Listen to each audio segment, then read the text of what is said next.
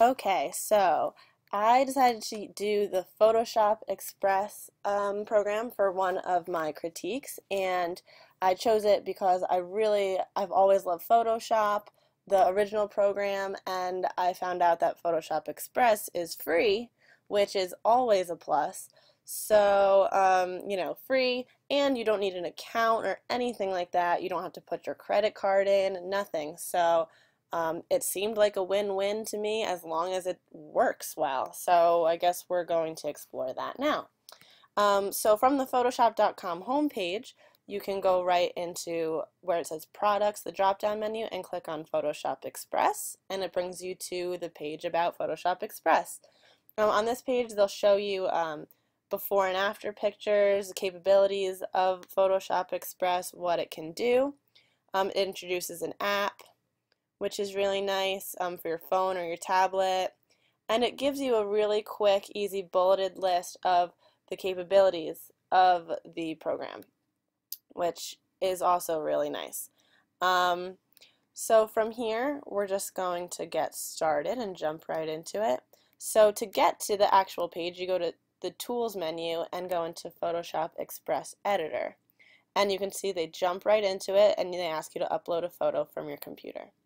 So, it does only take JPEGs. Because it only takes JPEGs, I tend to view that as a downfall only because if you're trying to edit a picture from the internet, those aren't always in JPEG form. Most digital cameras will take pictures in JPEG format, so that's not an issue. But you can see on the left, there's your basic functions. You can crop and rotate. Really easy to use. You can see all the buttons here. You can straighten your picture, rotate it, flip it, anything you want to do. And you can go back and view your original after you've done that.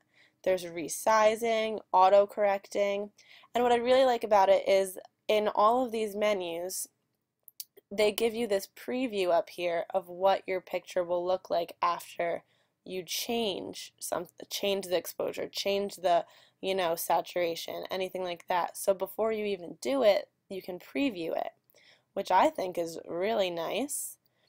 There's red eye and touch-ups, which, I mean, there's no people in my picture right now, but that's, everyone loves being able to fix that kind of thing.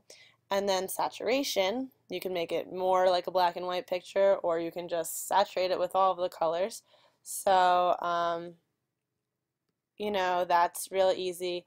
There's adjustments like highlights and white balance. You can sharpen it or make the focus a little softer. There's dodge and burn tools, which are popular in the actual Photoshop program itself, the full version that you download, but you know they're not necessary. You could tell they're in their beta stage still, but that they are options. They're there for you if you want to use them.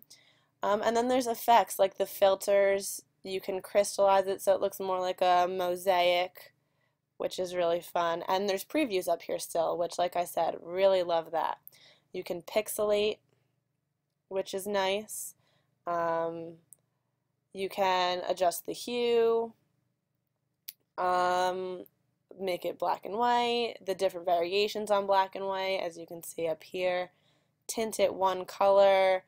The sketch is kind of like a posterized type of thing, which is fun. Or you could distort it, which, I mean, when I was experimenting, you could kind of make it look like, a fisheye lens, which is fun.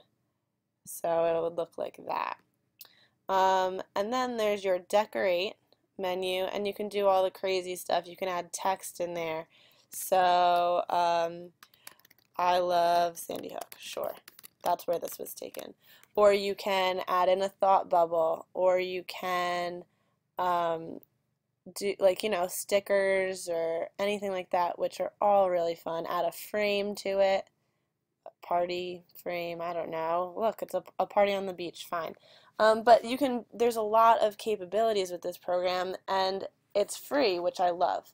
As far as education goes, I think pictures are so important when it comes to education, and you know, teachers can use this program to edit their images to be exactly what they need for a lesson. They can alter it, crop things out, add things in, adjust the color, And it could also be really helpful in art education.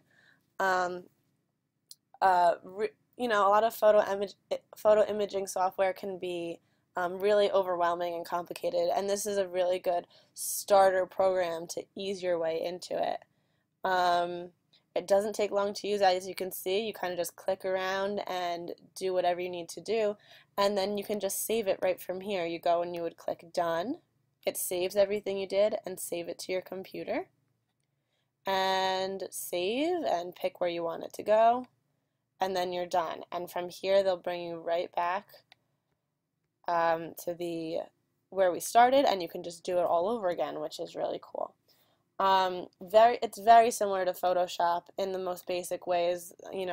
A lot of people only use Photoshop for these basic functions, so instead of paying for it, you can just use this great online version.